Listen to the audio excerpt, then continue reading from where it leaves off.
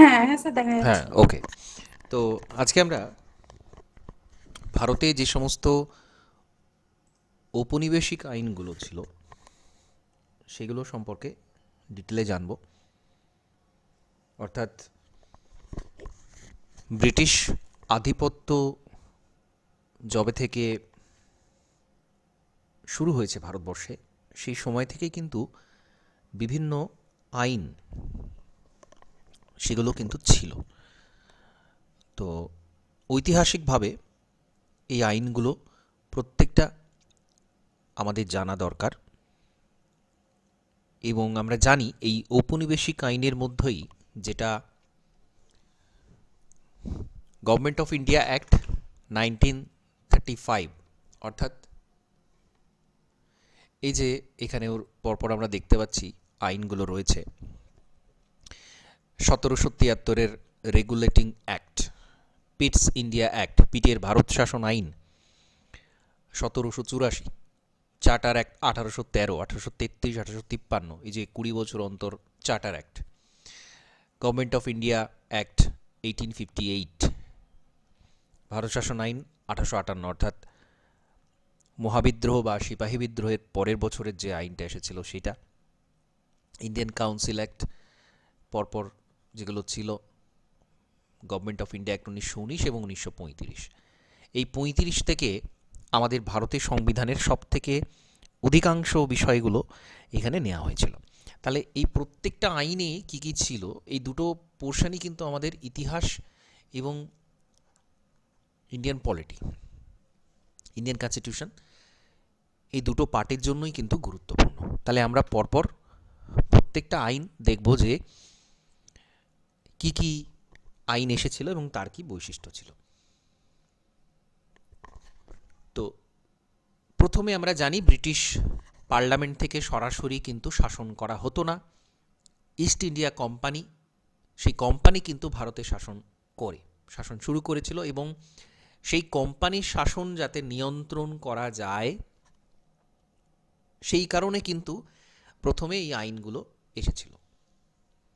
তো 73, 93, 20 বছর অন্তর অন্তর এই ইস্ট ইন্ডিয়া কোম্পানির সঙ্গে চুক্তিকে নবীকরণ করা হয়, অর্থাৎ ইস্ট ইন্ডিয়া কোম্পানি আগামী 20 বছরের জন্য ভারত শাসন করবে এবং সেখানে এই এই নিয়মাবলী থাকবে। এটাই ছিল চার্টার অ্যাক্টের মূল উদ্দেশ্য। পিটস ইন্ডিয়া অ্যাক্ট 1784ও তার মধ্যে এসেছিল, এবং এই যেটাকে আমরা বলছি চার্টার অ্যাক্ট, বাংলাতে আমরা বলছি সনদ আইন, এগুলো কিন্তু সবই 20 বছর অন্তর অন্তর এসেছিল। 1813 আইন, 33 আইন, 53 আইন, 20 বছর অন্তর অন্তর, এবং আলটিমেটলি 1858 ভারত শাসন আইনটা আসে। এবার আমরা প্রতিটা আইন ধরে আলোচনা করব যে কোন আইনে কি কি বিষয় বলা ছিল। তো প্রথমেই রেগুলেটিং অ্যাক্ট 1773। তো রেগুলেট করা মানে নিয়ন্ত্রণ করা। তো 1793-তে এই আইনটা পাশ করানো হয়, এবং এখানে কি কি বলা হলো না, যিনি বাংলার শাসনকর্তা হবেন তিনি মাদ্রাজ প্রভিন্স এবং বোম্বাই প্রভিন্স বা প্রেসিডেন্সি, তার উপরেও তিনি কর্তৃত্ব করবেন। অর্থাৎ যিনি হবেন বাংলার গভর্নর তাকে করে দেয়া হলো গভর্নর জেনারেল, অর্থাৎ তিনি সবারই গভর্নর, সব জায়গাতে তিনি কর্তৃত্ব করবেন বাংলা ছাড়াও। সেই সময় ব্রিটিশদের হাতে বাকি যতটুকু অংশ এসেছে, অর্থাৎ এই মাদ্রাজ বা দক্ষিণ ভারতের চেন্নাইয়ের যে আশপাশের যে বড় একটা অংশ, এবং মুম্বাইয়ের যে অংশটা পশ্চিম দিকের, এই যে বড় একটা অংশ ব্রিটিশদের হাতে সেই মুহূর্তে আছে। তখন 1773 সবে, তখনও কিন্তু মারাঠা তাদের হাতে আসেনি, মহীশূর তাদের হাতে আসেনি।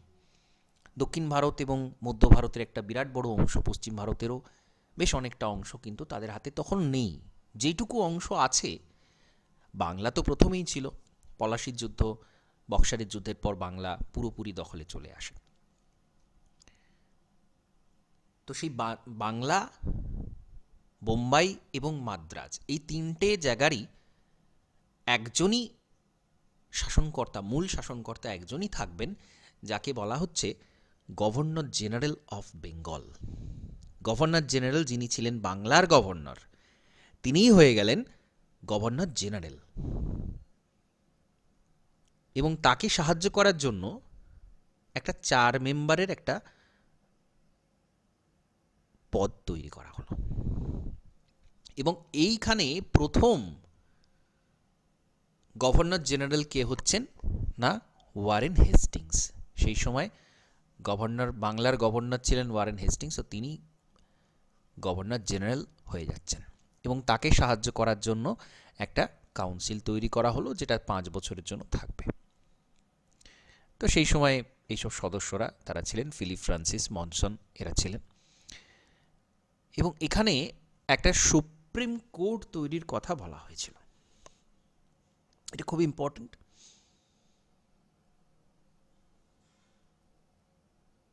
সুপ্রিম কোর্ট কলকাতাতে এখানে কিন্তু স্থাপন করা হচ্ছে। এই আইনের মাধ্যমে করা হয়েছিল, এটা খুব গুরুত্বপূর্ণ একটা বিষয়। 1773 রেগুলেটিং অ্যাক্টে বলা হয়েছিল, এবং 1774 সালে এটা তৈরি হয়, যেখানে একজন প্রধান বিচারপতি এবং 3 জন আরও বিচারক তারা ছিলেন। এটা খুব গুরুত্বপূর্ণ বিষয়। এবং এইখানে কোম্পানির ওপরে আরও যাতে কন্ট্রোল রাখা যায়, তার জন্য কোর্ট অফ ডাইরেক্টর তৈরি করা হয়েছিল। অর্থাৎ যারা কোম্পানিকে নিয়ন্ত্রণ করবে, সেই ডাইরেক্টর তাদের বসানো হলো ব্রিটিশ পার্লামেন্ট থেকে, যেটাকে বলা হচ্ছে কোর্ট অফ ডাইরেক্টর। এদের কত লাভ হচ্ছে, এরা কিভাবে শাসন চালাচ্ছে, এবং সেনাবাহিনী, মিলিটারি অ্যাফেয়ারগুলো এরা কিভাবে কন্ট্রোল করছে, সেটা দেখার জন্য কোম্পানির মাথায় কোর্ট অফ ডাইরেক্টর তৈরি করা হয়েছিল। সেটাও এই আইনেতেই তৈরি করা হয়। তাহলে এই আইনের যে মূল বিষয় সেটা হচ্ছে কি না, গভর্নর জেনারেল পদটা আসছে। শুধুমাত্র বাংলার গভর্নর ছিল এর আগে, এখানে গভর্নর জেনারেল করে দেওয়া হলো। অর্থাৎ বাংলা ছাড়াও বোম্বাই এবং মাদ্রাজ প্রেসিডেন্সিরও কন্ট্রোল করবেন যিনি বাংলার গভর্নর হবেন, তিনি গভর্নর জেনারেল অফ বেঙ্গল হয়ে যাচ্ছেন, যেটা প্রথম হচ্ছেন হেস্টিংস। এবং সুপ্রিম কোর্ট তৈরির কথা বলা হচ্ছে, তৈরিও হচ্ছে পরের বছর। আর কোর্ট অফ ডাইরেক্টর বসানো হচ্ছে কোর্ট অফ ডাইরেক্টর। এরা কি করবে না, কোম্পানির সমস্ত কার্যকলাপ পর্যবেক্ষণ করবে এবং তার রিপোর্টটা পাঠাবে ব্রিটিশ পার্লামেন্টে। কারণ এখানে কোম্পানি শাসন করছে, কোম্পানি জাস্ট একটা কোম্পানি, তারাই এখানে শাসন করছে। তো তাদেরকে নিয়ন্ত্রণের জন্য এরকম একটা পদ তৈরি করা হয়েছিল, কোর্ট অফ ডাইরেক্টর। এরপরে 1784-তে আরেকটা আইন আছে, যেটাকে পিটের ভারত শাসন আইন বলা হচ্ছে। যেইটা কি ছিল, সেটা ছিল অ্যাকচুয়ালি ওই যে আগের আইনটা এসেছিল রেগুলেটিং অ্যাক্ট, সেটাকে কিছুটা সংশোধন করা হলো, কিছুটা পরিবর্জন যেখানে যেগুলো যা দরকার সেটাকে করা হলো। দেখুন, এই যে সিস্টেমগুলো, যে একটা আইন আনা হলো, সেটাকে ফিক্সড রাখা হয়নি, কিন্তু সেটা সময়ের সাথে সাথে পাল্টাচ্ছে। এইখানেই কিন্তু ব্রিটিশ শাসনের যে দক্ষতা, তাদের যে পদ্ধতি, এইগুলো কিন্তু ভাবার বিষয়। যে তারা কিন্তু একটা আইন তৈরি করে ফেলে রাখছে না। আইনের সবচেয়ে গুরুত্বপূর্ণ বিষয় হচ্ছে সেটা সময়ের সাথে সাথে পাল্টাতে হয়। সেই সময়কার যে পরিস্থিতি থাকে সেই অনুযায়ী পাল্টাতে হয়। এটা কিন্তু ব্রিটিশরা তৈরি করেছিল। তাদের এই অ্যাডমিনিস্ট্রেশন সিস্টেমটা এত পাওয়ারফুল ছিল বলেই তারা কিন্তু দীর্ঘ সময় ধরে ভারতে শাসন শোষণ করতে পেরেছিল। তাহলে এই এই আইনগুলোর মধ্যে কিন্তু সেই রহস্যগুলো লুকিয়ে আছে। তারা ঠিক কী করতে চেয়েছিল, কিভাবে তারা কন্ট্রোল করেছিল, কারণ তারা তো ব্রিটেন কতটুকু দেশ, একটা ছোট্ট দ্বীপ। তারা গোটা বিশ্বের অধিকাংশ দেশকে তারা কবজা করে রেখেছিল। কিভাবে, কি সুকৌশল পদ্ধতিতে কবজা করে রেখেছিল। এবং শুধু তাই নয়, তারা চলে যাওয়ার পরেও তাদের এই যে সিস্টেমটা, মূল যে পার্লামেন্টারি সিস্টেম, একটা দেশকে, একটা অ্যাডমিনিস্ট্রেশনকে চালানোর একটা পদ্ধতি, বা এই যে সিভিল সার্ভিস সিস্টেম, এই যে পদ্ধতিগুলো, এটা কিন্তু তারা তৈরি করেছিল। এবং সেটা এতটাই স্ট্রং ছিল, সেটা এখনো পর্যন্ত অনেক দেশ কিন্তু সেটাকে অনুসরণ করছে, সেই পদ্ধতিটাকে অনুসরণ করছে। সেটা কতটা উৎকৃষ্ট একটা পদ্ধতি সেই সময় তারা করতে পেরেছিল, যাতে করে তারা সারা বিশ্বকে এইভাবে কন্ট্রোল করেছে। এইগুলো কিন্তু ভাবার বিষয়। সবে সবে তারা ক্ষমতায় এসেছে মানে, আচ্ছা আরেকটা জিনিস আপনারা বলুন তো, সার্ভে অফ ইন্ডিয়া, এই সার্ভে অফ ইন্ডিয়াটা কবে স্থাপন হয়েছিল ভারতবর্ষে? স্যার মনে হয় 1781-এ। না, আরেকটু আগে। Survey of India, survey of India তৈরি হচ্ছে 1767-তে। ভেবে দেখুন, 1767, 1767, মানে এটা এটা কেন বলছি দেখুন, 1767-তে সার্ভে অফ ইন্ডিয়া স্থাপন হচ্ছে। সার্ভে অফ ইন্ডিয়া ভারতের সবচেয়ে পুরাতন সংস্থা, যেটা এক্সিস্টেন্সে আছে এখনো পর্যন্ত। তা 1757-তে পলাশির যুদ্ধ হচ্ছে, 1764-তে বক্সারের যুদ্ধ হচ্ছে, তারপরে একটা এরকম সংস্থা তারা তৈরি করে ফেলছে। ভেবে দেখুন এইখানে তারা কিভাবে বাজিমাত করেছে, তাদের দূরদর্শিতা কতটা ছিল, তারা কতটা পরিশ্রমী ছিল, কতটা তারা দক্ষ ছিল, যে তারা কি করলো, তারা একটা একটা সংস্থা তৈরি করলো, যারা কি করবে, যারা জরিপ করবে, সার্ভে করবে। তো কি হবে সার্ভে করে, কেন সার্ভে, সার্ভে কী কাজে লাগবে এটা বলুন তো, এটা ভেবে দেখুন তো, কেন, কি দরকার এই জিনিসটা তৈরি করার পেছনে কি দরকার আছে? তারা তো সব মানে শাসন করতে এসেছে। তা রাজ্য দখল করবে, সেখানে বসে তারা এখান থেকে ধনসম্পত্তি নিয়ে যাবে, এটা মূল উদ্দেশ্য তাদের। তারা ফুলে ফেঁপে উঠবে, তারা তাদের সুবিধার জন্য, তাদের ডেভেলপমেন্টের জন্য যা দরকার তারা করবে, এখান থেকে তারা শুধু ধনসম্পত্তি নিয়ে যাবে। তাহলে এই সার্ভে অফ ইন্ডিয়া তৈরি করলে কি হবে? সার্ভে অফ ইন্ডিয়া কি করবে? মেজরিটি দেখার জন্য। না, সার্ভে, এটা কিন্তু পপুলেশন সার্ভে নয়। সার্ভে অফ ইন্ডিয়া জরিপ কাজ করবে, অর্থাৎ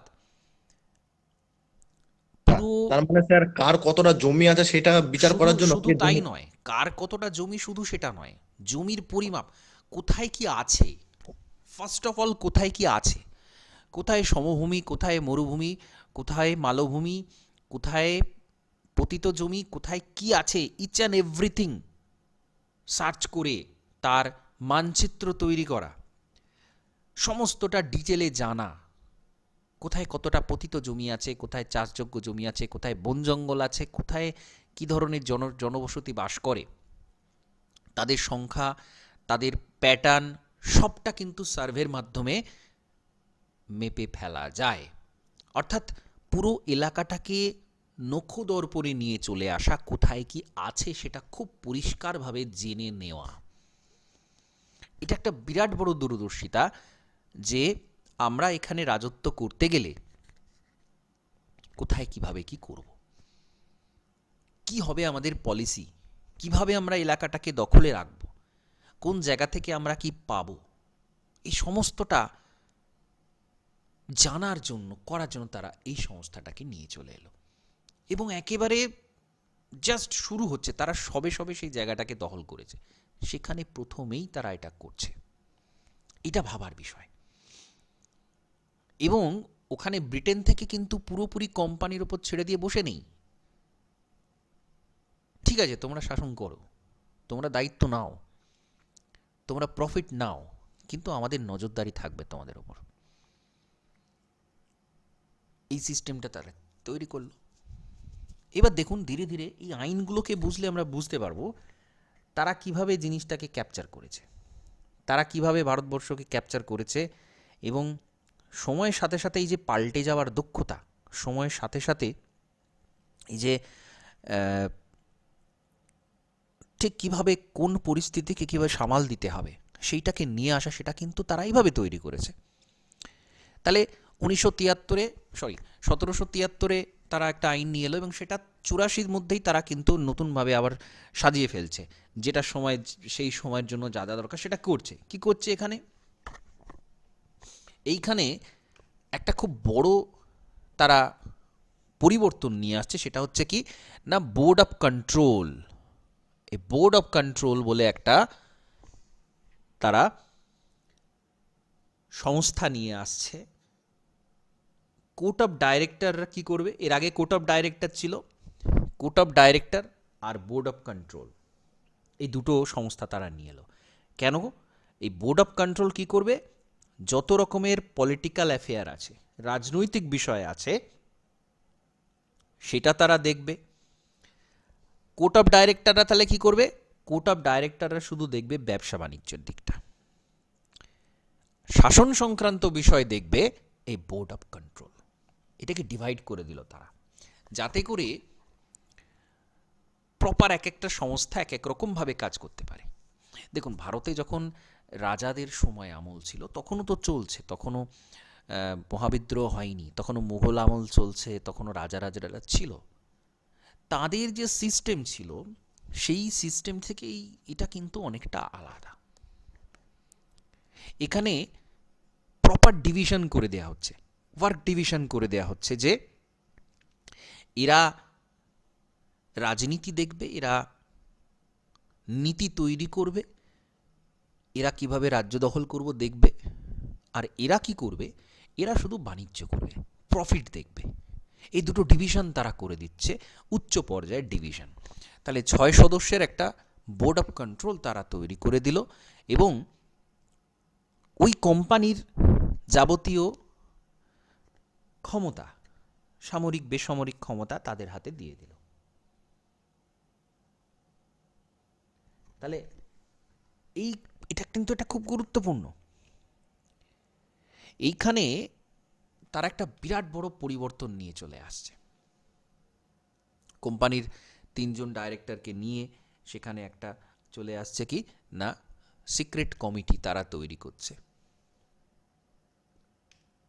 তো এরকম কিছু পরিবর্তন এইখানে নিয়ে আসছে, যেটাকে আমরা বলছি পিটের ভারত শাসন আইন, পিটস ইন্ডিয়া অ্যাক্ট। এরপরে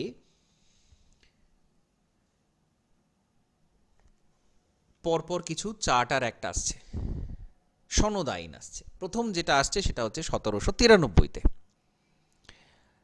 1793-তে আবার 20 বছরের জন্যে, আগামী 20 বছরের জন্যে ইস্ট ইন্ডিয়া কোম্পানিকে বাণিজ্যের যে তাদের ক্ষমতা ছিল সেটাকে নবীকরণ করা হলো, অর্থাৎ আরও 20 বছর তারা একচেটিয়া বাণিজ্য করবে ভারতবর্ষে। এটা তারা এই আইনে নিশ্চিত করলো 1793-তে। বোর্ড অফ কন্ট্রোলের 6 জন সদস্য ছিল, এই সদস্য সেখান থেকে 5 জন করে দিল। দেখুন এই যে সিস্টেমেটিক ব্যাপারগুলো আপনারা আজও দেখবেন, সমস্ত যে কমিটিগুলো থাকে সেখানে বিজোড় সংখ্যায় সদস্য থাকে। কেন?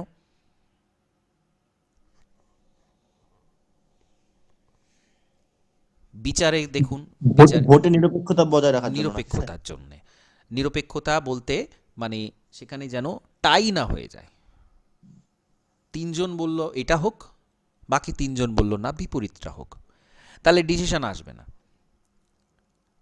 আমাদের আজও হাইকোর্টে, সুপ্রিম কোর্টে যখন বেঞ্চ তৈরি হয় তখন এরকম 5 জনের, 9 জনের, 3 জনের এরকম বেঞ্চ হয়, যেখানে বিজোড় সংখ্যাতে থাকছে, যাতে করে একটা ডিসিশন তৈরি হয়।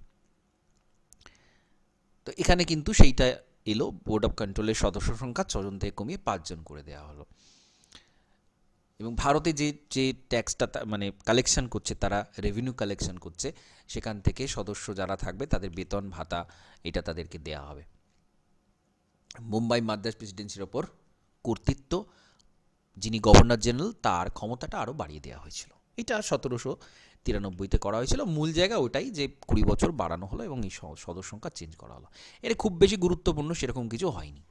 কিন্তু আরও 20 বছর পর 1813-তে গিয়ে অনেক কিছু গুরুত্বপূর্ণ পরিবর্তন নিয়ে আসা হয়েছিল। খুব ইম্পর্ট্যান্ট এটা 1813 চার্টার অ্যাক্ট, সনদ আইন 1813। এখানে প্রথমত ইস্ট ইন্ডিয়া কোম্পানির একচেটিয়া বাণিজ্যের অধিকারটা খর্ব করে, অর্থাৎ ভারতে আরও অন্যান্য কোম্পানি তারা বাণিজ্য করতে পারবে। এটা খুব ইম্পর্ট্যান্ট একটা বিষয়। অন্যান্য ইউরোপীয় যারা আছে তারাও এখানে বাণিজ্য করতে পারবে। স্যার হ্যাঁ বলুন। বলছি স্যার, এই যে নিয়মগুলো করতো, কারোর সাথে কি এটা এগ্রিমেন্ট করতো, না না, নিজেদের মধ্যে থাকতো এটা? হ্যাঁ অবশ্যই নিজেদের মধ্যে, মানে নিজেদের মধ্যে কি, এগুলো ব্রিটিশ পার্লামেন্ট থেকে হয়ে আসছে। কারণ না, এখানে যেটা বললেন যে আরো অন্যান্য কোম্পানি ব্যবসা বাণিজ্য করতে পারবে, হুম, তার মানে এই ছাড়পত্রটা কাদের সাথে করতো? এটা ব্রিটেনের আরও যারা কোম্পানি আছে, ওকে। ব্রিটেন থেকে দেখুন, ইস্ট ইন্ডিয়া কোম্পানি তৈরি হচ্ছে 1600 খ্রিস্টাব্দে, ঠিক আছে? এবং তারপরে তারা কিন্তু এই যে মানে দক্ষিণ এশিয়াতে একচেটিয়া বাণিজ্যের অধিকার প্রথম পায় হচ্ছে ইস্ট ইন্ডিয়া কোম্পানি, ঠিক আছে? তো এতদিন পর্যন্ত তারাই এখানে বাণিজ্য করছিল, ভারত চীনে আশপাশে এই অংশটা, দক্ষিণ এশিয়ার অংশটাতে তারাই বাণিজ্য করার অধিকার তারা পেয়েছিল। কিন্তু ব্রিটিশ পার্লামেন্ট ঠিক করল না, এবার সময় এসেছে এখানে আরও অন্যান্য যারা সংস্থা আছে তাদেরকে বাণিজ্যের অধিকার দেয়া হোক, তারাও এখানে বাণিজ্য করুক। বোঝা গেল? হ্যাঁ স্যার, হ্যাঁ স্যার। হ্যাঁ, তাহলে এটা হলো। আর একটা বিরাট বড় পরিবর্তন এখানে হচ্ছে যে যে ট্যাক্সটা তারা কালেক্ট করবে সেখান থেকে বার্ষিক 1,00,000 টাকা ভারতের সাহিত্য, বিজ্ঞান এবং শিক্ষার জন্য ব্যয় করতে হবে। এটা একটা বিরাট বড় পরিবর্তন এখানে আসছে। দেখুন, এর আগে ভারতে কিন্তু বিভিন্ন রকম মানে পড়াশোনার যে জায়গা সেগুলো ছিল বিভিন্ন টোল, গুরু পরম্পরা, যেগুলো ভারতে প্রাচীনকাল থেকে চলে আসছে, সেই ধরনের কিছু সংস্থা ছিল। এইখান থেকে কিন্তু একটা পাশ্চাত্য শিক্ষার সূত্রপাত এইখান থেকে একটা হচ্ছে। এটা বিরাট বড় একটা পরিবর্তন। কেন? দেখুন, এটা তো ছিল সূত্রপাত, এরপর থেকে বিভিন্ন স্কুল, পাশ্চাত্য শিক্ষার যে ধাঁচ সেইটাকে তৈরি করা এখানে শুরু হচ্ছে। কেন হচ্ছে? তারা কি ভারতীয়দের জন্য বিশাল কিছু ভেবে ফেলেছিল? এমনটা কিন্তু নয়। কারণ যে কোনো সরকার তারা যখন যুগ যুগ থাকতে চায়, তারা চায় যে প্রজারা অশিক্ষিত থাকুক, প্রজারা বুদ্ধিমান না হোক। এটা সব জায়গাতে সব সময়কার পলিসি ছিল। তাহলে তারা এরম করলো কেন? এখানে আরেকটা বিষয় ভাবতে হবে। যখন কোনো জাতির তাদের সংস্কৃতি কেড়ে নেওয়া হয়, সংস্কৃতি হচ্ছে তার নিজস্ব একটা চিহ্ন, তার নিজস্বতা, তার স্বকীয়তা। এই নিজস্বতা যখন কেড়ে নেওয়া হবে কোনো ব্যক্তির বা কোনো জাতির, তার নিজস্বতা যদি কেড়ে নেওয়া হয়, সে কিন্তু নিজেকে ভুলে যাবে। অন্যের দাসে পরিণত করার এটা হচ্ছে একটা বিরাট বড় মাধ্যম, তার সংস্কৃতিটাকে কেড়ে নেওয়া। সে নিজেকে ভুলে যাবে, তার অতীত ভুলে যাবে, তার অস্তিত্ব ভুলে যাবে।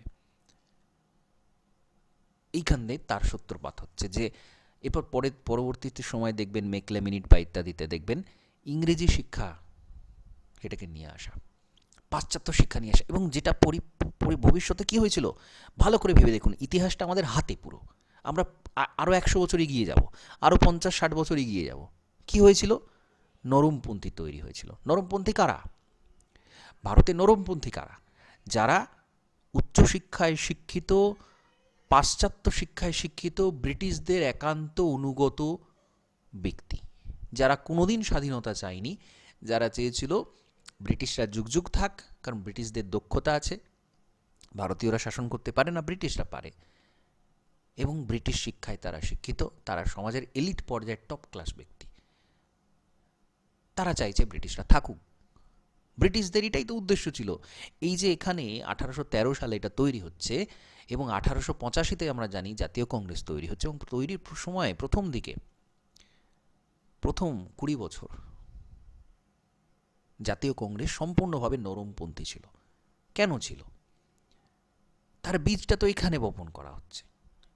ভারতীয়দের পাশ্চাত্য শিক্ষায় শিক্ষিত করো, ব্রিটিশদের তাদেরকে ব্রিটিশ করে তোলো, তাদের শিক্ষা সংস্কৃতি কেড়ে নাও। ঠিক আছে, এইগুলো বোঝার জিনিস, এইগুলো ভাবতে হবে। আমি মাঝে মধ্যেই যে বলি আপনাদের, যে যখন পড়ছেন এগুলো তখন আপনাকে অ্যাপ্রোচটা বুঝতে হবে। এটা হিস্ট্রিরও বিষয়, পলিটিক্যাল সায়েন্সেরও বিষয়, যে এই জিনিসটা কিন্তু এখানে করা হলো। তাহলে এটা একটা মোস্ট ইম্পর্ট্যান্ট, এখানে একটা মাইলস্টোন, এইখানে একটা বিরাট পরিবর্তন হচ্ছে। কোম্পানি আরও 20 বছরের জন্য ভারত শাসনের অধিকার পেয়ে যাচ্ছে। আচ্ছা, একচেটিয়া বাণিজ্য কেড়ে নেওয়া হলো, কিন্তু শাসনের অধিকার তারা পেয়ে গেল আগামী 20 বছরের জন্য। সামরিক বেসামরিক পদে কর্মী নিয়োগ করা হবে, ঠিক আছে, এবং দুটো কলেজ থেকে প্রশিক্ষণ গ্রহণ তাদেরকে বাধ্যতামূলকভাবে নিতে হবে।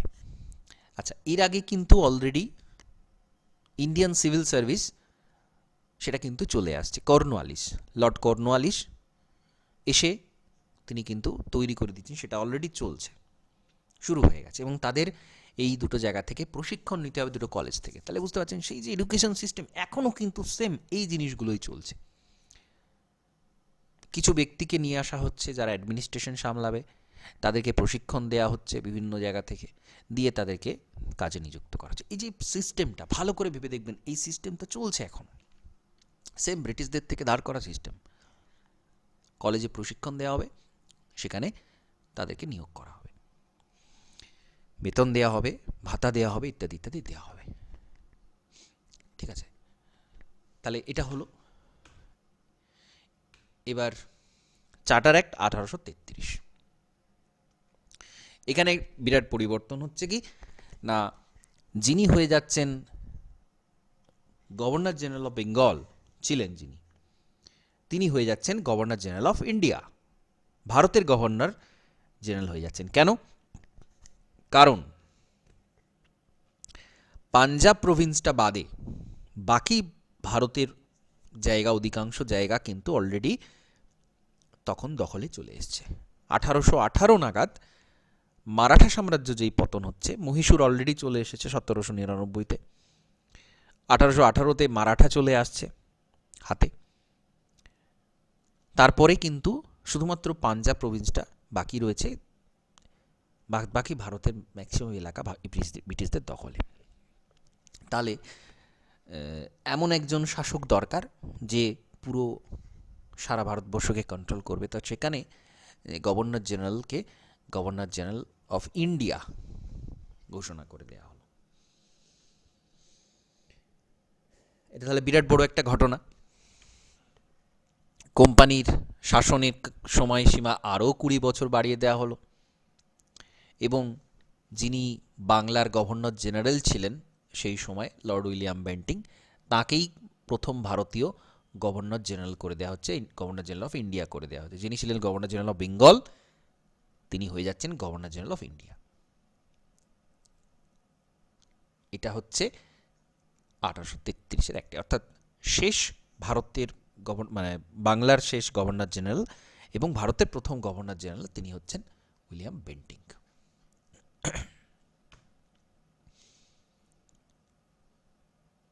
এবার গভর্নর জেনারেল তার যে কাউন্সিল ছিল, তাকে পরামর্শ দেওয়ার জন্য যে কাউন্সিল, যেটা আগেও ছিল, সেইখানে আইন সদস্যকে অন্তর্ভুক্ত করা হচ্ছে।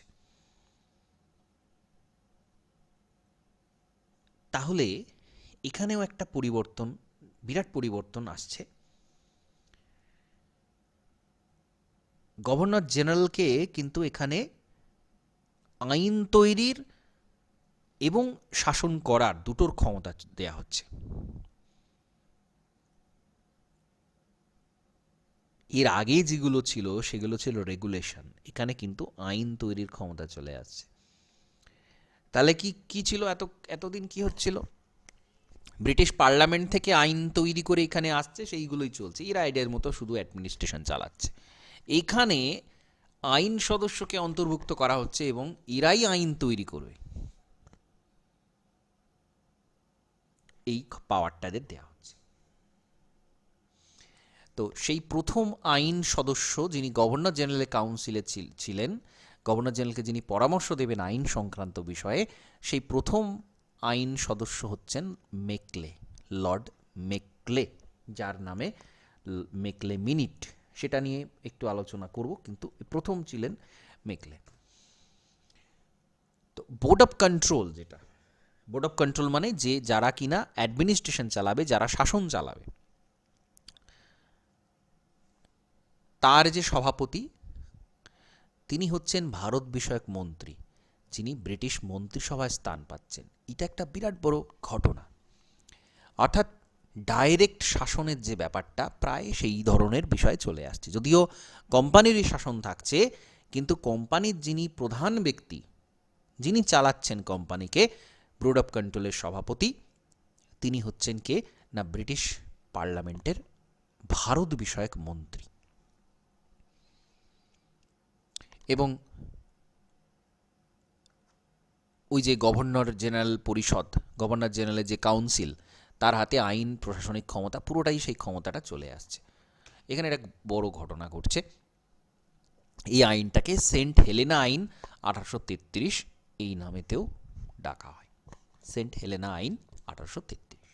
এটা মনে রাখবেন, অনেক সময় ছদ্মনামে প্রশ্ন জিজ্ঞাসা করা হয়, জিনিসটা কী ছিল, কবে ছিল, তো সেটা কিন্তু এইখানে আসছে। তাহলে 1833-এ বিরাট বড় ঘটনা কি ঘটছে না, গভর্নর জেনারেল অফ বেঙ্গল তিনি হয়ে যাচ্ছেন গভর্নর জেনারেল অফ ইন্ডিয়া, এবং আইন সদস্যকে নিয়ে আসা হচ্ছে গভর্নর জেনারেল কাউন্সিলে। 5 সদস্যের যে কাউন্সিল ছিল সেখানে একজনকে আইন সদস্য নিয়ে আসা হচ্ছে।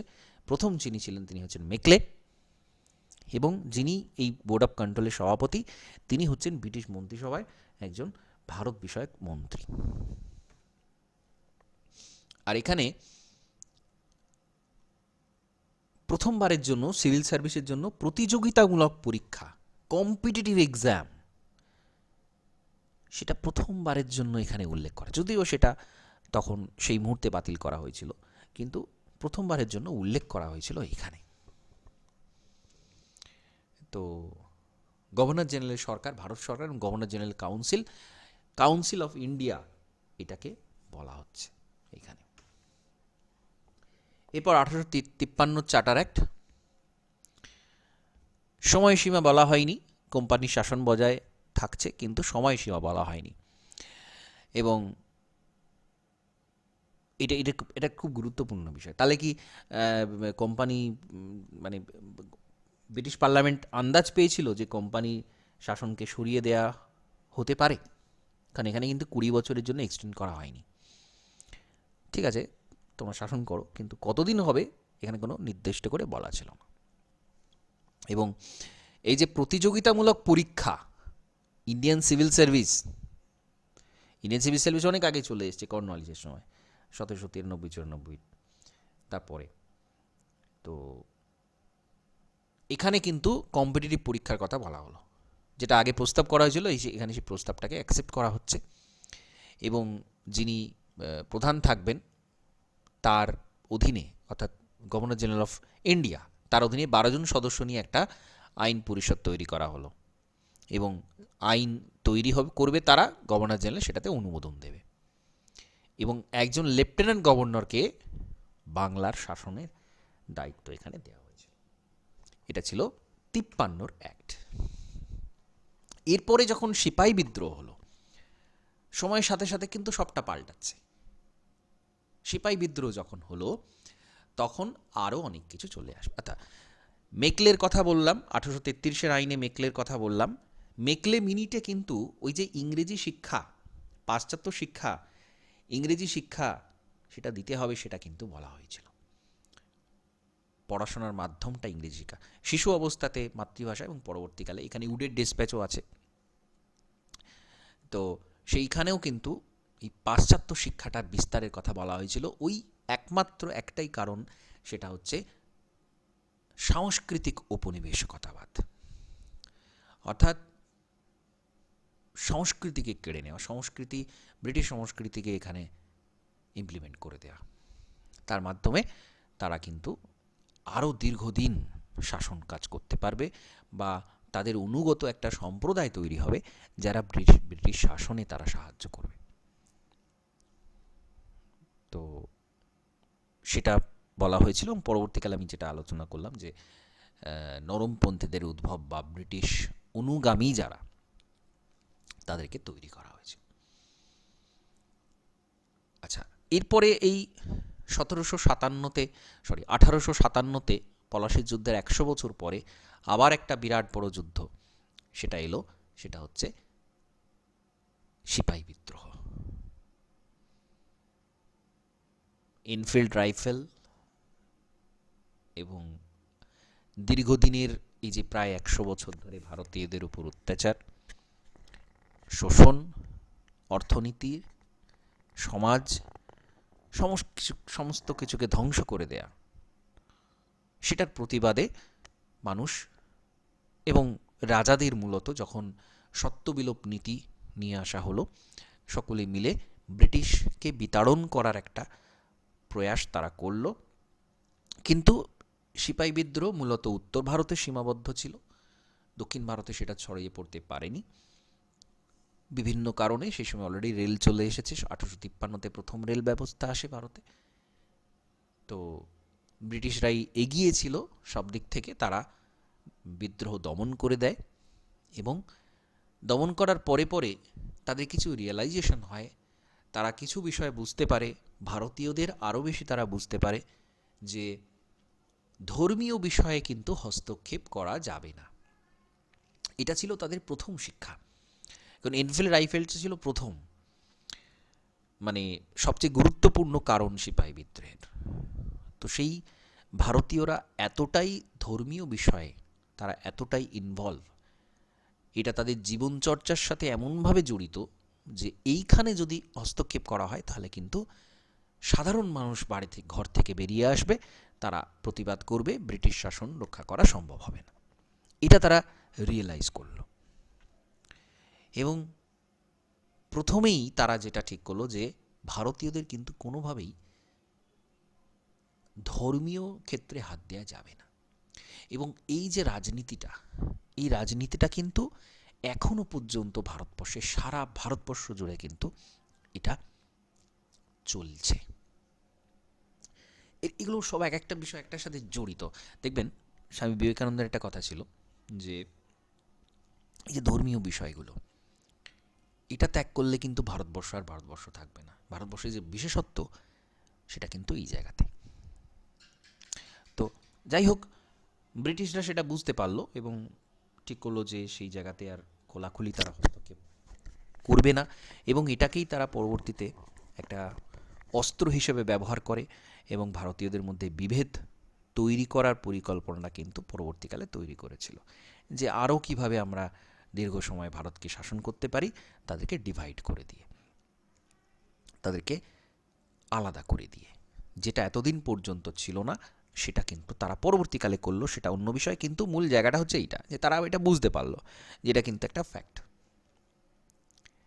তাহলে এই সময় ইস্ট ইন্ডিয়া কোম্পানির শাসনকে অবসান ঘটানো হচ্ছে, ব্রিটিশ সরকারের ওপর দিয়ে দেয়া হচ্ছে, কারণ কোম্পানিকে আর এখানে ইনভলভ রাখা হচ্ছে না। কোম্পানি যা ইচ্ছা তাই করবে, সেটা হবে না। ব্রিটিশ সরকার সরাসরি তারা ক্ষমতাটা নিয়ে নিচ্ছে, এবং ব্রিটিশ পার্লামেন্টে ভারত বিষয়ক মন্ত্রী, ভারত সচিব, ভাইসরয়, এই ভাইসরয় পদটা এখানে নিয়ে আসা হলো। Board of control, court of director বাণিজ্য দেখবে, বোর্ড অফ কন্ট্রোল শাসন ব্যবস্থা দেখবে, এই যে দুটো ডিভিশন ছিল সেটাকে বন্ধ করে দেওয়া হচ্ছে। যেটাকে ডাবল গভর্নমেন্ট বলে, সেটাকে বন্ধ করে দেওয়া হচ্ছে। এবং ব্রিটিশ ক্রাউনের একজন রিপ্রেজেন্টেটিভ, অর্থাৎ ব্রিটিশ পার্লামেন্টই বলা হোক বা ব্রিটিশ যে রাজ তারা ছিল, সেখান থেকে একজন প্রতিনিধি থাকবে যিনি এই ভারত বিষয়ক মন্ত্রী, তাকে বলা হচ্ছে ভাইসরয়। অর্থাৎ ডাইরেক্ট কানেকশন থাকবে তার সাথে, তিনিই হবেন সর্বেসর্বা, কোনো আর আলাদা কাউন্সিল থাকছে না, কিছু থাকছে না। ওই একজন ব্যক্তি, সে সরাসরি ওই ব্রিটেনের পার্লামেন্ট থেকে বা তার যে রাজকীয় যে নীতি সেখান থেকে সে ভারতে এসে সামলাবে সব কিছু। এই সিস্টেমটা নিয়ে আসা হলো এবং একটা নতুন অফিস তৈরি করা হলো, সেটা হচ্ছে secretary of state. Secretary of state অর্থাৎ এই যে ইন্ডিয়া কাউন্সিল যেটাকে বলা হচ্ছে, 15 সদস্যের একটা বডি তৈরি করা হলো, যারা কি করবে না ভাইসরয়কে সাহায্য করবে। গভর্নর জেনারেল পদটা চলে গেল, সেইটার জায়গায় চলে এলো ভাইসরয়। ওই ভাইসরয়কে না ব্রিটিশ মন্ত্রী, যিনি একজন ব্রিটেনের সাথে কানেকশন যার ডাইরেক্ট, তিনি রানীর প্রতিনিধি হিসেবে ভারতে কাজ করবেন সরাসরি। তাহলে এই সিস্টেমটা এখানে নিয়ে আসা হলো। তাহলে এখানে কিন্তু একটা বিরাট বড় পরিবর্তন কিন্তু হয়ে যাচ্ছে। ঠিক আছে, বিরাট বড় একটা পরিবর্তন এখানে হয়ে যাচ্ছে। সেটা আশা করছি বুঝতে পারছেন যে কি ঘটনাটা ঘটছে এবং এর গুরুত্ব কতখানি। কোম্পানি শাসনকে পুরোপুরি সরিয়ে দেওয়া হচ্ছে এখানে। আচ্ছা, এবার 1861-তে আর একটা আইন আসে,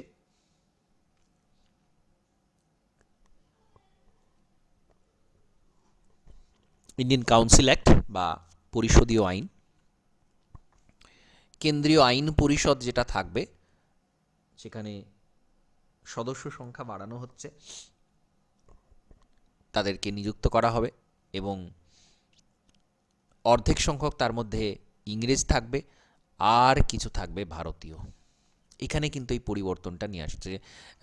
এখানে ব্রিটিশ যারা ছিল, ব্রিটেন থেকে যারা প্রতিনিধি, তারা বুঝতে পারলো যে মহাবিদ্রোহের কারণটা তারা খতিয়ে দেখলো এবং সেখানে যতগুলো দুর্বলতা ছিল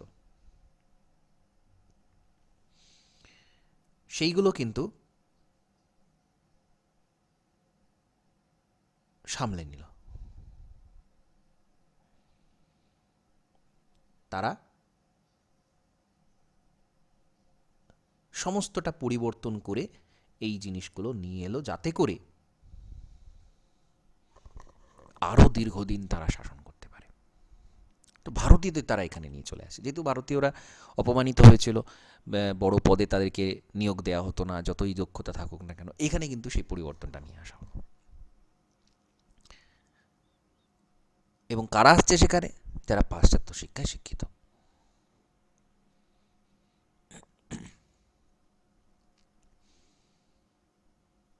আচ্ছা, এই সেক্রেটারি অফ স্টেট লোকটা কিন্তু যথেষ্ট পাওয়ারফুল ছিল। 15 সদস্যের যে দলটা, তার যে প্রধান, তিনি হচ্ছেন সেক্রেটারি অফ স্টেট আর ভাইসরয়। তো এই সেক্রেটারি অফ স্টেট বা ভারত সচিব, যিনি একজন বড়লাট ভাইসরয় আর একটা হচ্ছে ভারত সচিব, সেক্রেটারি অফ স্টেট। এইখানে কিন্তু আইন প্রণয়নের ক্ষেত্রে এই সেক্রেটারি অফ স্টেটের পাওয়ারটা কিন্তু বেশি, কারণ তিনি আইন বিশেষজ্ঞ একজন। তো আইন পরিষদে লর্ড ক্যানিং এবং ভারতীয় যে সদস্য যারা এখানে নির্বাচিত, যে সদস্য, কেন্দ্রীয় আইন পরিষদের যে সদস্য, সেখানে পাতিয়ালার মহারাজ, বারাণসীর রাজা দিনকর রাও, এরা কিন্তু সেখানে মনোনীত হলেন। এখানে তো ভোটের সিস্টেম নেই, মনোনীত হচ্ছেন যে ঠিক আছে এরা থাকবে, আইন তৈরির কাজে এরা থাকবে। ঠিক আছে, তো এই জিনিসগুলো এখানে করা হলো।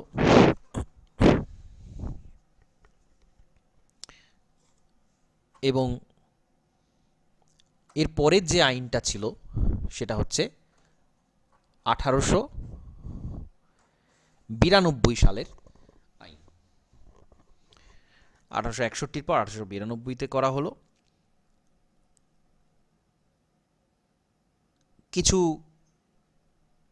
সদস্য পদ এখানে বাড়ানো হলো, নতুন করে আরও কিছু সদস্যকে এখানে নিয়ে আসা হলো। অর্থাৎ এই যে সিস্টেমটা তারা তৈরি করেছিল সেইটা তারা আবার নতুন করে সাজানো শুরু করলো, যে কতজন সদস্য কোথায় থাকবে সেটাকে একটু ঘুরিয়ে ফিরিয়ে পরিবর্তন করে দেয়া। এই যে আইন পরিষদ ছিল, সেখানে বাজেট ডিসকাশনের সময় কোয়েশ্চেন করা হবে, কোয়েশ্চেন আনসার করা হবে। এই যে পার্লামেন্টারি সিস্টেমের একদম প্রাথমিক যে ধাপগুলো সেগুলো কিন্তু নিয়ে আসা হলো। আচ্ছা, 1861-র একটা বিষয় বলি, সেটা হচ্ছে পোর্টফোলিও সিস্টেম। অর্থাৎ লর্ড ক্যানিং 1859 নাগাদ একটা সিস্টেম নিয়ে এসেছিল, পোর্টফোলিও সিস্টেম, অর্থাৎ প্রত্যেকটা আলাদা আলাদা ডিপার্টমেন্ট তৈরি করে দেয়া। সরকারের বিভিন্ন ডিপার্টমেন্ট থাকবে, অর্থাৎ এখন যেমন আমরা দেখি অর্থমন্ত্রক, শিক্ষামন্ত্রক, এই যে এক একটা আলাদা আলাদা ডিপার্টমেন্ট, এই ডিপার্টমেন্টারি সিস্টেম তারা কিন্তু এখানে চালু করেছিল। এতদিন পর্যন্ত অ্যাডমিনিস্ট্রেশনের কিন্তু একটাই ইউনিট ছিল, কিন্তু সেটাকেও তারা ডিভিশন করে দিল দক্ষতার সাথে, এবং সেটা এসেছিল ওই 1861 আইনে, যেটা পরবর্তীকালে ক্যানিং 1859 ইমপ্লিমেন্ট করছে।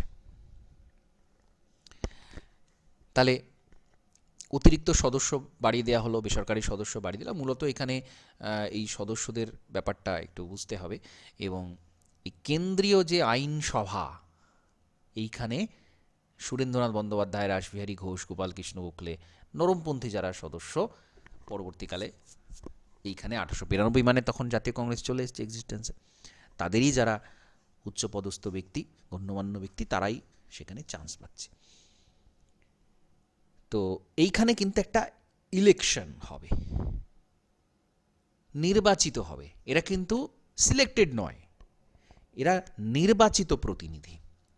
আইনসভা, বড়লাটের যে আইন পরিষদ, ওই যে 10 থেকে 16 জন অতিরিক্ত সদস্য, যেটা 6 থেকে 12 জন ছিল, সেটাকে বাড়িয়ে দেওয়া হলো, দিয়ে সেখানে 2/5 অংশ বেসরকারি সদস্য নিযুক্ত করা হচ্ছে।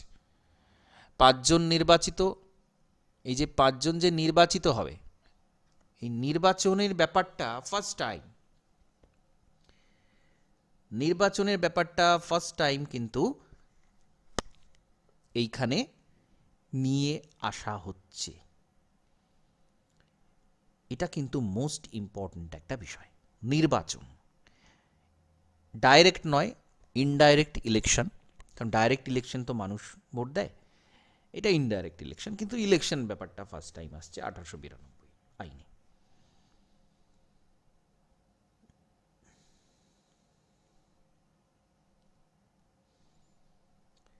তাহলে এগুলো হলো।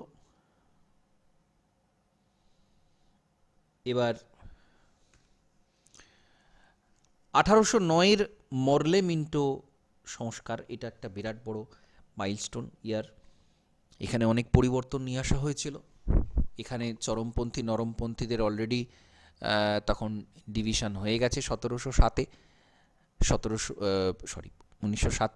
1905-এ বঙ্গভঙ্গ আন্দোলন শুরু হয়ে গেছে, এবং বাংলাকে ভাগ করার যে পরিকল্পনা করা হয়েছিল সেটা তারা খুব একটা ফলপ্রসূ দেখতে পেল না। তখন তারা একটা পরিকল্পনা অলরেডি করে ফেলেছিল, যে মুসলিম লীগ তৈরি করা, এবং ডিভিশনের যে ব্যাপারটা বাস্তবায়ন সঠিকভাবে হচ্ছিল না, সেটাকে অন্যভাবে এখানকার মানুষদের ডিভাইড করে দেওয়া। তো 1606-এ অলরেডি মুসলিম লীগ কিন্তু চলে এসেছে এক্সিস্টেন্সে, এবং এইখানে তারা একটা বিরাট বড় পরিবর্তন করে দিল। একটা সাম্প্রদায়িকতার একটা বীজ তারা এখানে বপন করে দিল। মুসলিম সম্প্রদায়কে পৃথকভাবে সদস্য নির্বাচনের অধিকার দেওয়া হলো, অর্থাৎ যেটাকে আমরা এক কথায় বলি সেপারেট ইলেকটোরেট। অর্থাৎ মুসলিম সম্প্রদায়ে যারা মুসলিম মেজরিটি যেখানে থাকবে, সেখানে মুসলিম প্রতিনিধি থাকবে এবং তাকে মুসলিমরাই ভোট দিয়ে নিযুক্ত করবে, অর্থাৎ পুরোপুরি সেপারেট করে দেওয়ার একটা সিস্টেম, সেটা কিন্তু এখানে নিয়ে আসা হলো। তাহলে এই যে এমন একটা জিনিস এখানে আসছে, যেটাকে আমরা বলতে পারি ভবিষ্যতে ভারত বিভাগের একটা বীজ এই সেপারেট ইলেক্টোরেটে ছিল। এটা মুসলিমদের জন্য, সম্প্রদায়ের জন্য প্রথমবারের জন্য এখানে নিয়ে আসা হচ্ছে 1909-এ। তাদের জন্য পৃথক নির্বাচনী ব্যবস্থা। এটাকেই 1932-এ রামসে ম্যাকডোনাল্ড তিনি কিন্তু সমস্ত সম্প্রদায়ের জন্য এরকম সিস্টেমটা করে দিয়েছিলেন, সাম্প্রদায়িক বাঁটোয়ারা নীতি যেটাকে আমরা বলি, 1932 নাগাদ। তো সেটা অন্য বিষয়, কিন্তু এই যে বীজটা এখানে কিন্তু বপন করে দেয়া হলো। তাহলে এই ঘটনা আমরা দেখতে পাচ্ছি একটা খুব গুরুত্বপূর্ণ পরিবর্তন এখানে হয়ে যাচ্ছে।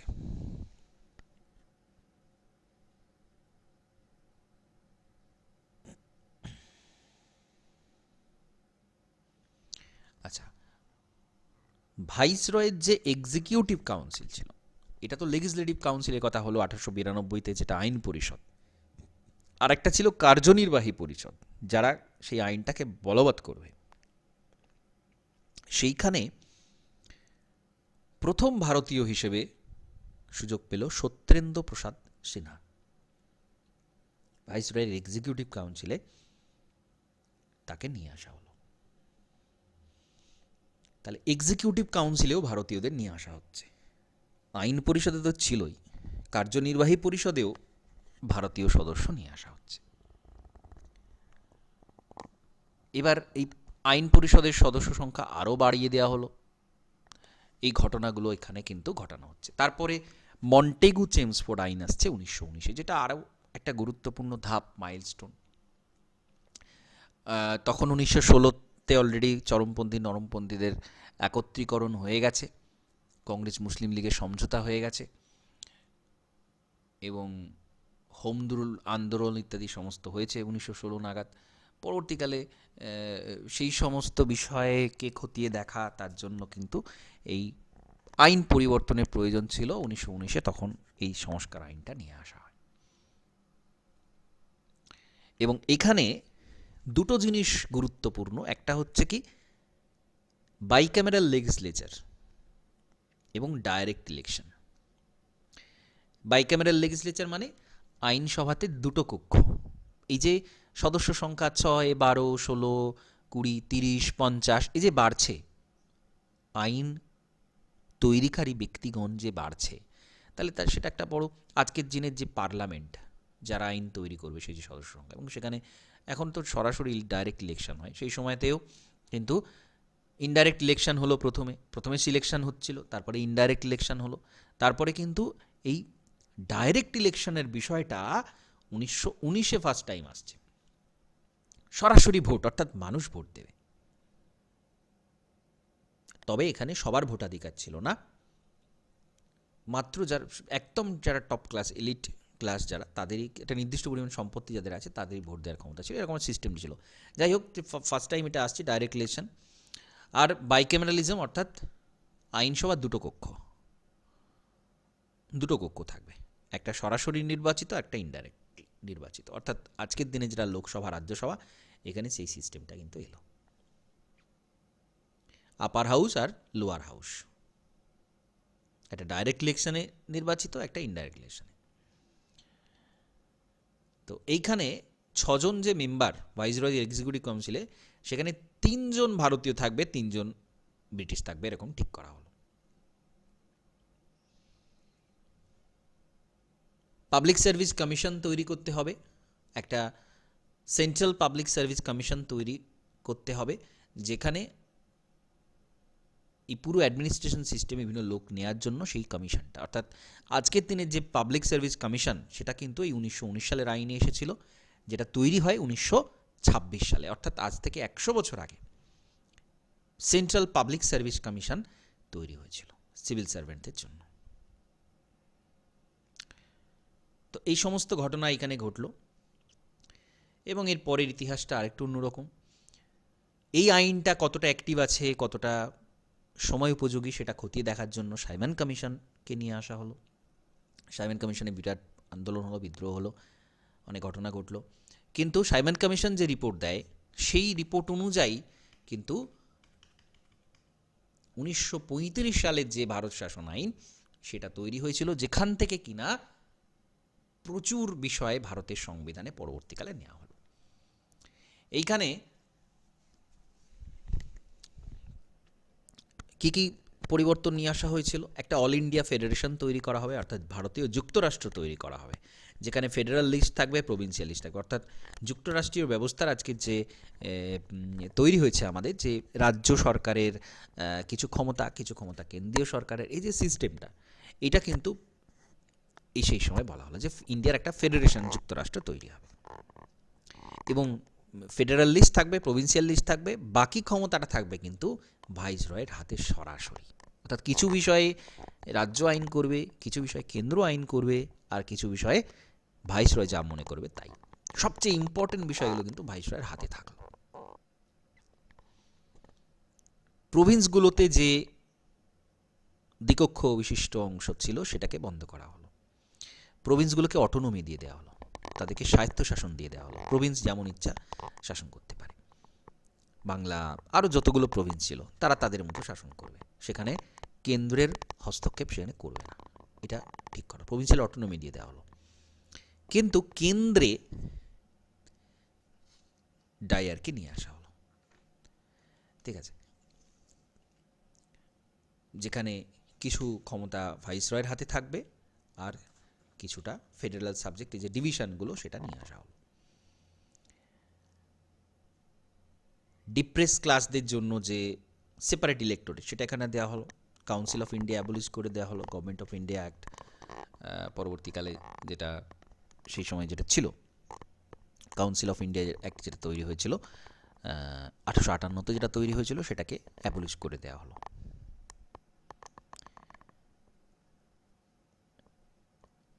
সাধারণ মানুষের জন্য 10% ভোটিং সংরক্ষণ, ভোটিং রাইট দেওয়া হলো, যেটা আরও আগে কম ছিল। 10% মানুষ ভোট দিতে পারবে, মোট জনসংখ্যার 10% মানুষ ভোট দিতে পারবে, সেটা এখানে নিয়ে আসা হলো। ভারতের একটা রিজার্ভ ব্যাঙ্ক অফ ইন্ডিয়া তৈরি করা হবে, এই আইনের মাধ্যমেই সেটা এসেছিল 1835-এ। তো এই পুরো বিষয়গুলো কিন্তু এখানে নিয়ে আসা হয়েছিল। অনেক কিছু পরিবর্তন যেটা পরবর্তীকালে ভারতীয় সংবিধান নিয়ে আসা হয়। এরপরে 1947-এর আইন যেটা, সেটা নিয়ে এসে হয়েছিল এবং সেখানে কি বলা হলো, ভারত এবং পাকিস্তান নামে দুটো রাষ্ট্র তৈরি হবে এবং দুটো রাষ্ট্রের হাতেই ক্ষমতা থাকবে, হস্তান্তর হবে। ব্রিটিশরা সেই ক্ষমতা হস্তান্তর করবে। আলাদা আলাদা গভর্নর জেনারেল, আলাদা আলাদা আইন সমান থাকবে, তারা আইন তৈরি করবে এবং দেশীয় রাজ্য, প্রিন্সেলি স্টেট যেগুলো ছিল 552টা সেই মুহূর্তে, তারা মনে করলে স্বাধীন থাকতে পারে, মনে করলে তারা ভারতে যোগ দিতে পারে, মনে করলে পাকিস্তানে যোগ দিতে পারে। তো এইগুলো 1947-এর যে আইন এখানে নিয়ে আসা হয়েছিল, ঠিক আছে। তাহলে এই ছিল ওভারঅল পুরো বিষয়গুলো সম্পর্কে ধারণা, এবং এগুলো কিন্তু অ্যানালিটিক্যালি আমাদেরকে জানতে হবে, তবে আমরা বিষয়গুলো বুঝতে পারবো। নাহলে শুধু মুখস্থ করে এখানে না তো সেটা পরিষ্কার মনে রাখা সম্ভব হবে, না জিনিসটাকে বোঝা সম্ভব হবে, না তার ফলাফলটাগুলোকে বোঝা সম্ভব হবে। তো প্রত্যেকটা সময়ের সাথে সাথে আইনগুলো পরিবর্তিত হয়েছে সময় উপযোগী করে, যেমন যেমন ঘটনা ঘটেছে তেমন তেমনভাবে এবং একটা দূরদর্শিতার সাথে সেগুলো কিন্তু পরিবর্তন করা হয়েছিল। দ্বিতীয় বিশ্বযুদ্ধ না হলে কিন্তু এখানে ভারতের স্বাধীনতা লাভ কিন্তু সেই মুহূর্তে খুব টাফ ছিল। দ্বিতীয় বিশ্বযুদ্ধ হওয়ার কারণেই সেই সময় ভারতীয়রাও সেই আন্দোলনটা শুরু করে, সেটা আজাদ হিন্দ ফৌজ হোক বা আরও বিভিন্ন আন্দোলন সেই সময় হওয়া সম্ভব হয়েছিল, ইত্যাদি ইত্যাদি। এবং সেখানে ব্রিটেনেও একটা পট পরিবর্তন হয়, লেবার পার্টি ক্ষমতায় আসে, অনেকগুলো কারণ একসাথে ছিল এবং ব্রিটিশরা যথেষ্ট দুর্বল হয়ে গিয়েছিল। তারা বুঝতে পেরেছিল যে তাদের পক্ষে ক্ষমতা ধরে রাখা সম্ভব নয় দ্বিতীয় বিশ্বযুদ্ধের পরে। তো আস্তে আস্তে কিন্তু তারা ভারতসহ বিভিন্ন আরও যে উপনিবেশিক যতগুলো ছিল তারা ধীরে ধীরে স্বাধীনতা দেওয়া শুরু করে। তো এইখানে সেই সময়টা ছিল এবং সেখানের যে সবচেয়ে বাজে খারাপ যে আইনটা ছিল সেটা হচ্ছে ওই প্রিন্সেলি স্টেটদের জন্য। তারা মনে করলে স্বাধীনও থাকতে পারে, তারা যে কোনো জায়গায় যোগ দিতে পারে।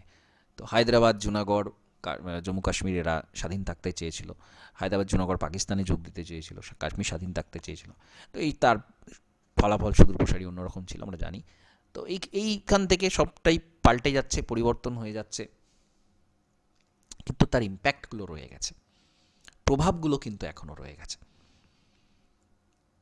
তো ইতিহাস জানা এই জন্যে প্রয়োজন, কেন আজকের দিনটা এরকম সেটার জন্যে, এবং ভবিষ্যতে যেন সেই ত্রুটিগুলো যেন আবার পুনরাবৃত্তি না হয় সেটার জন্য, ইত্যাদি অনেকগুলো কারণে। তাহলে আমাদেরকে এই কার্যকারণ বিশ্লেষণ করে কেন এটা করা হলো সেই সময় এবং তার ফলাফল কী হয়েছিল সেটা ভেবে আমাদেরকে পড়তে হবে, বুঝতে হবে, তবে আমরা জিনিসটাকে অনুধাবন করতে পারবো। ওকে, ঠিক আছে, তাহলে কিছু প্রশ্ন করার থাকলে করতে পারেন। স্যার এই চ্যাপ্টারটা থেকে কেমন কিরকম কি কোশ্চেন আসতে পারে স্যার? ডাইরেক্ট কোয়েশ্চেন হবে এই চ্যাপ্টার থেকে, ডাইরেক্ট কোয়েশ্চেন হবে যে এই এই কোন কোন ঘটনাগুলো কোন আইনে নিয়ে আসা হয়েছিল। ঠিক আছে, এটাতে অনেকগুলো ইনফরমেশান আছে, কখন কি ঘটলো, কোন সময় ঘটলো, সেটা কিন্তু মনে রাখতে হবে। ঠিক আছে, ডাইরেক্ট কোয়েশ্চেন হয় এখান থেকে, ফ্যাকচুয়াল ইনফরমেশানগুলো খুব ভালো করে মনে রাখতে হবে, এবং সেটা অবশ্যই কার্যকরণ মাধ্যমে, মুখস্থ করে নয়। ঠিক আছে, ঠিক আছে স্যার। ওকে, তাহলে আজ এই ক্লাসটা এখানে কমপ্লিট করছি। নমস্কার, ধন্যবাদ।